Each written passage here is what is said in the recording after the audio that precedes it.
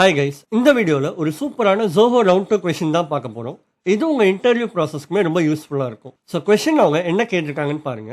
Given a 2D matrix of integers, print the rectangle that can be formed using the given index and also find the sum of the elements in the rectangle. So அவங்க என்ன சொல்ல வராங்கன்னு பார்த்தீங்கன்னா, இன்புட்டில் ஒரு மேட்ரிக்ஸையும் ரெண்டு index வேல்யூவும் pass பண்ண சொல்கிறாங்க. அண்ட் இந்த இண்டெக்ஸ் வேல்யூவை மேட்ரிக்ஸோட வச்சு கம்பேர் பண்ணும்போது நமக்கு ஒரு ரெக்டாங்கிள் ஃபார்ம் ஆகுதா அப்படின்றத கேட்குறாங்க.